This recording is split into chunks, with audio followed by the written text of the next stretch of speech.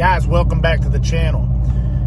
I haven't done this in a while, but what I want to talk about today is why do some people hate Livescope or forward-facing sonar so much? And when I look at it, I do realize why some, and it tends to be the older generation that hate it so much. The younger generation, we're kind of fascinated with it. And I call myself young, I'm 42, but I'm fascinated with electronics. I've always been. I can remember playing back to the day when Alton Jones won the Classic, and I want to say it was Lay Lake. Not real sure about that, but I believe it was Lay Lake. And he won the Classic, and he won it with the very first edition of side imaging with Humminbird.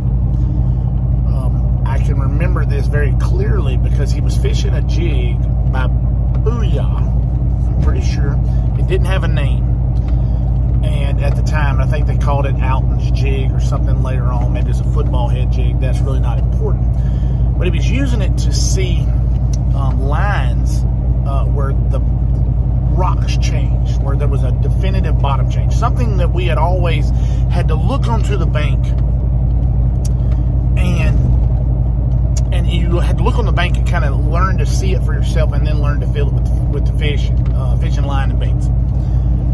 Well, everybody was so fascinated with that nobody talked about outlawing side imaging. And I will say that side imaging, the change in side imaging from regular sonar resulted in more things being found fishing-wise than Livescope will ever be found. And that is my opinion. Now, some people are going to differ on that. But one of the things that I have seen with that is people were quick to embrace it. They wanted it. They had to have it because it was amazing. Well, now that that has become the accepted norm, side imaging, side view, whatever Lowrance calls theirs, Livescope quickly has became that and has pushed. Some people don't even use side imaging that much. I very rarely use it. There are times when I use it to confirm what I'm seeing, but very rarely do I use it as my initial source of scouting anymore. Does that make it not as good? No, it actually, that's the new tools we use. But I believe that one of the reasons people don't like it, and I say this because it's the older generation, or they say tournament pros shouldn't use it. It's because it's making their heroes irrelevant, and I mean that in the most respectful way. Rick Lund, one of the greatest anglers out there. Roland Martin, Larry Nixon, all the old Hempill gang. If you don't know Hempill gang, look that up, because that's even before my time. That's a 70s thing. The old Hempill, Texas. There was a gang of anglers out there. They called them the Hempill gang. Those boys were bad to the bone, and those guys are irrelevant in today's terms. Paul Elias, it's irrelevant because what made, for example, Roland Martin so good in his time, and you have to read some of his books and articles, is that where he would beat everybody was he pushed the envelope of what was normal. And he pushed, most people show up for a few days before a tournament practice. He'd show up a month. I mean, if he was catching them by a log in the water, he would often, or use it as a landmark, he would often hook that log to his boat and tow it 250 yards off 2 or 3 days before the tournament to fool his competitors who may be maybe using that log as their little marker too, because that stuff was a pretty big deal back then. They didn't have GPS. They had triangulation spots, and people would learn and then poach spots. And so he went beyond the norm, practicing and practicing. He learned the art of map reading. You should look up some of these old videos long before everybody else did, using Sonar. I can remember watching a video of him using Sonar and map, and people thought that was crazy, but he was the best. And I do consider him one of the greatest anglers, if not the greatest angler out there. But times have passed him by. First of all, he just doesn't have the get up and go like he wants to anymore. He doesn't have the want to probably learn the knowledge of Livescope, side imaging, and GPS mapping. You know, he's done his time, and he just kind of sticks to the norm because it's a lot easier, and he catches a lot of fish in Florida. But that brings me to the point. The older anglers are making themselves irrelevant because they don't have the drive to learn the new stuff and the new technology. Rick Clunn,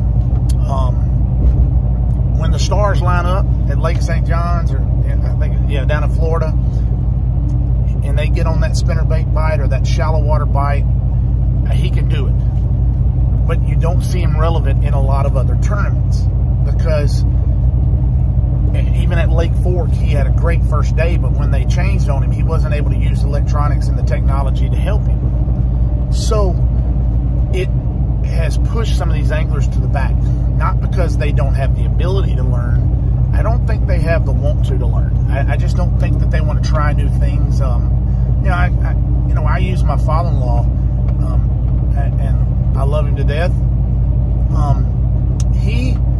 When it comes to fishing, I try things out of the box. I'm big on trying new stuff, trying everything. I don't mind failing. But he loves to fish crankbaits, and that's fine. Around here, we fish a little banded crankbaits, and they're good, little 200 series bandits. And if he feels that he can't catch them on bandits, he just soon not go. And you know what? That's okay. But he doesn't want to learn the new stuff because he just doesn't have that much drive to go. And so that same thing applies to the big time bass fishermen, where what makes Jacob Wheeler, Dustin Connell, all those so great is they've accepted the technology and ran with it, using their fishing intuition and adding it to the Livescope. One of the things that I said when I bought my Livescope is, it's not going to be a $3,000 hood ornament. I'm either going to learn how to fish with it, or I'm going to take it off my boat and fish my other way. So I've changed my whole style of fishing, and I've adapted, and I've never had more success than I have right now in terms of catching giant fish. I will say I catch less fish, but I catch bigger fish. And I think it's because of what I target. I don't go after the smaller fish anymore. I go after the big fish because I think it's fun. But that's my style of fishing. And I think that's what makes Milliken so good. And, because he targets those big style, and I can't wait to see how he does on the opens, to see if his style will translate into, into wins. I think Kyle Hall, I think that's his name, his style of Livescope fishing has translated into open wins. So the older generation is being made irrelevant, and their heroes are being made irrelevant. The guys we used to all look up for. I'm a huge KVD fan. I don't think there's anybody that can beat him pound for pound. I think he chose the wrong tournament organization, MLF, because one of the things that made him a great angler was his ability, for example, on Toledo Bend, when he won a tournament on Toledo Bend, was to camp out in a hole that he knew the big ones were there, and know that I only have to get 5 and I'm going to beat you. And he used it by, he adapted to the technology of maps and things like that. But I don't think he's adapted to the Livescope, or for his will be the mega imaging and all that kind of stuff, Mega Live. He hasn't adapted to that technology like everyone else has. And that's probably because, and I've heard him say it, his stubbornness of being, and I don't think he used the word great, but his stubbornness of being so great, and his history, and I think it happens to all anglers, is what makes him not want to switch baits or try nothing new, because he's done it in the past. He's caught them here in the past. He's used this bait this time of the year in the past. And he said his biggest quality, or his biggest positive thing, which was stubbornness, has also become his biggest Achilles heel. and that is his stubbornness. He doesn't want to try to new things. So whereas like a lot of the great new anglers, Brandon Pollinuk, who's one of my favorites, one of my top 3 favorites, he's taken his stubbornness to do something and added the technology in and created something that's just bad to the bone. I mean, he's the reigning angler of the year. He's always there. He doesn't ever seem to have a bad tournament except the Lake Oahe or whatever that was in South Dakota, North Dakota, wherever it was at. That's the only one I've ever seen him have a bad tournament. But that level of stubbornness with today's technology makes these guys unbeatable, whereas the older generation, they just have a level of stubbornness and they don't want to try. You know, and I get that some of the public will be like, well, the pros don't need this. Well, what that will do is make their heroes relevant again, and then takes the younger generation and makes those guys less relevant than before. So that'll make the older guys, and this is not disrespectful in any way, be able to say, yeah, see, the older guys whoop them younger boys' butt when the technology ain't there. See there? And in a way, the younger guys didn't learn how to fish like that. So it's kind of, you take from one to give to the other. So the reason the new guys, because they didn't learn to fish like that. The older guys didn't learn to fish like the new guys did. So it's a little bit of both. And it's a constant battle to make the new guys relevant, keep them relevant, and make the old guys, you know, stay relevant also.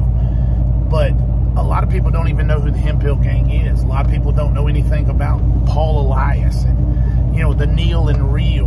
Nobody knows those things. I mean, very few people know. For example, you can't have a platform on the front deck of your boat for sight fishing. Well, who got that outlawed? Roland Martin. He created that platform, and so you can't do it in Texas. And so guys now, they stand on their fish finder. You'll see them stand on their fish finder mounts. But that was made irrelevant or made illegal by Roland Martin. Paul Elias took the A-rig, and now it's irrelevant because he dominated Lake Guntersville on bridges. I think that was a little bit of a harsh jump to conclusion type deal. I mean, they don't like it because there's 5 hooks on there, but a treble hook, I mean, a crankbait has 6, a jerkbait even has 9 when you really count all the hooks on there. I think it was a knee-jerk reaction, and they won't admit they're wrong. And that's why that bait doesn't get the headlines it used to, but it's still a bad to the bone bait, and most people still do use it. I use it a lot. I love it. So I think that's why people hate it so much, is it's making the older generation irrelevant. And I don't mean that disrespectful. I mean irrelevant in the terms of finishing in the top 10 to 20 tournaments. And I do believe if you took the younger guys and stuck them back there with Roland Martin, I think they'd compete. And I believe if you took the electronics away, I think the older guys would probably compete with the new guys. But that's not how the world is. And so the electronics is never going to stop advancing. So the older guys need to kind of, you know, they're going to have to adapt in the same way everybody adapts over time, you know, from papergraphs to flashers to, you know, or I guess it'd be flashers, papergraph, the first LCDs, you know, the old Eagles and stuff that come out, and then the color ones, and then side imaging, down imaging, and then, you know, Livescope. All those things are a constant step, you know, 360, and you just don't see the guys adapting to it. Like Kevin Van Dam, I watched him fish on Caney Lake last year, and he didn't use his electronics in the same way that Jacob Wheeler was. They were within eyesight. I was watching Jacob Wheeler to my right, and Kevin Van Dam to my left. Jacob Wheeler dominated on Caney Lake in Louisiana. Kevin Van Dam just kind of went away. Jacob Wheeler was not hole jumping, but spot jumping within a pocket, targeting bigger fish. KVD was literally sitting on one spot, and I watched him cast and cast and cast and cast the same bait for hours. And I watched Jacob Wheeler go through a rotation of baits using the live sonar. He dominated, and KVD fell away. In their prime, I think KVD's probably better. But right now, Jacob Wheeler's the man. He's the baddest in the business. And it's because of his adaptation to the new technology. Now, what's crazy is in 10 or 15 years, we'll be saying the same thing about Jacob Wheeler, Brandon Polinook, and Jordan Lee. Man, they just didn't adapt to technology. Dustin Connell. I like Dustin Connell. You know, him and Brandon Polinook are my favorite two guys. I just love their attitude. Jacob Wheeler's bad to the bone, but man, I gotta turn the volume down when he talks. No, he's all right. He's a good dude. But he's very knowledgeable, but he's learned, and I heard him say this the other day on an interview. Everything we've learned about fishing in the last 50 years, or we thought we knew about bass fishing and bass behavior, is wrong. And we learned that through Livescope. And that may be another reason why people don't like it. It's making everything they knew wrong. And I'm headed to a lesson right now with an older gentleman, and most likely he's going to get his mind blown, not because of my great fishing ability, because I'm going to take everything that he knew about bass fishing and bass behavior, and in a 5-hour class, we're going to squash it. It's going to change his whole way of thinking, and it changed my way of thinking. And because forever and ever, just for example, a cypress tree or a brush pile, I always thought that fish just sat there. I mean, you can't see them. We couldn't see them before. You would catch them on a cypress tree, and you would go, man, he's on that cypress tree. With live sonar and perspective mode primarily perspective mode around these cypress trees, I have found that fish roam, even in cold water, so much more than you ever thought. They may use that tree as a home base. But man, they'll roam 10 feet around in circles around it. They're constantly swimming and moving. My thought was they backed up essentially to a tree and sat on one side in an ambush position. That's what I always thought. And a lot of people probably thought that. Some people will tell you, they don't do that. I wish you'd have told me that a long time ago. But when you see it, when you see that, what they do,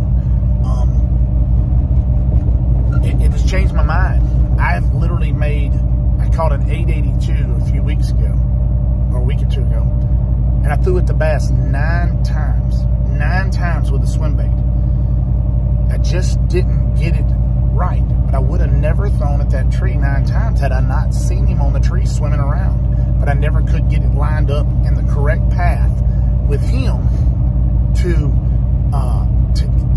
catch him. And so that's one of the things that we've changed. How many times we went down the bank and you throw and you throw and you throw and you just keep going.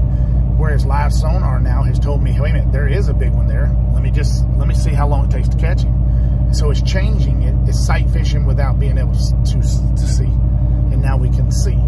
Now that doesn't always hold true. I've thrown at bass 50 times and they'll follow it, go around it, they just won't eat. But a lot of what we learned it's been proven to be false.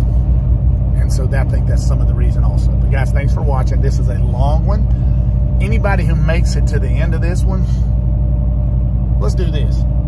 If anybody makes it to the end of this video, and this is going to be over 19 minutes long,